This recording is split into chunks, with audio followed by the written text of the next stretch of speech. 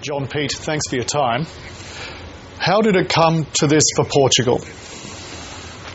Well, it's been on the cards for really quite a long time. I mean, Greece first sought a bailout, as you'll remember, last May, and the attention switched pretty quickly from Greece towards Portugal and Ireland as the next two countries that were most likely to need a bailout. Actually, the Portuguese government resisted this for a long time, but I think most of the markets reckoned it was going to come sooner or later, and it was just a question of when it happened.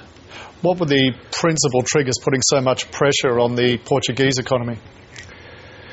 Well, the immediate trigger for requiring a bailout was that they tried to borrow money earlier this week, and they did borrow money, but they paid a very high rate for it, nearly 6%. And actually, you can borrow at less than that from the European Union Rescue Fund. So the minute that happened, it seemed inevitable that they would seek help from Brussels instead of trying to borrow more money from the markets. But the problem with the Portuguese economy has actually been building, I would argue, for 10 or 15 years. It's been one of the slowest growing economies in Europe.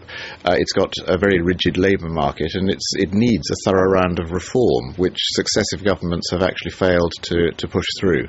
Now, as you've pointed out, the bailout was seen as the last resort. The government didn't want to do it. And what other measures has Portugal been trying to pull the economy out of the fire before it came to this? Well, I mean, the sort of the medicine that's been imposed on successive countries in Europe has been more fiscal austerity, and the Portuguese were told repeatedly they had to cut their budget deficit, which is large, their current account deficit, which is also large, and they were trying to do some of that. The problem that they got into this time round was that they put together a package of measures about 3 weeks ago, which was voted down in the Portuguese Parliament because the opposition refused to support it. And as soon as that happened, it was just a question of time when a bailout would have to come. They're heading into a general election now in June, which is probably going to be won by the opposition, but they will need to push through budget austerity, and I think they'll need to push through far tougher reforms to the whole economy. In regard to those reforms and the austerity, Portugal's caretaker PM has said this bailout is in the national interest. Even so, what domestic pressure will that bailout and the conditions imposed upon it will bring to bear? Well, I mean, that's the big question for all of the Eurozone countries that have had troubles. I mean, we've seen huge demonstrations in Greece recently against budget cuts and wage cuts.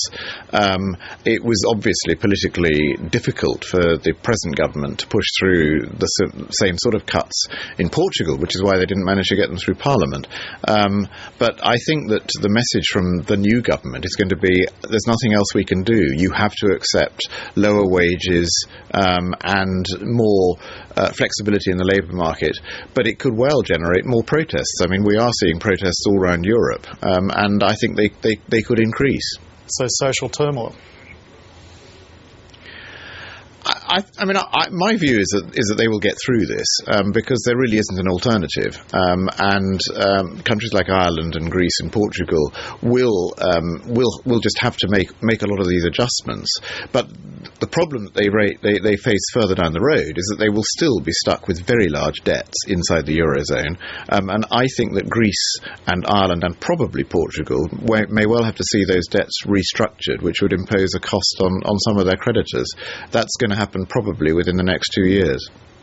John, with the speculation that Spain could well be next to seek a bailout, how likely do you think that is?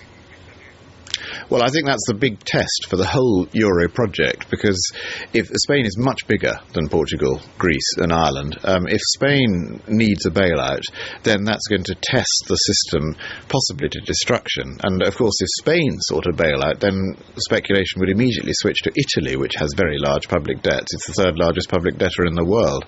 So I think the Eurozone needs to draw the line at Spain and say, we can deal with Portugal, Greece and Ireland. I think they can deal with those three. If Spain needs a bailout as well, then the whole system is in trouble.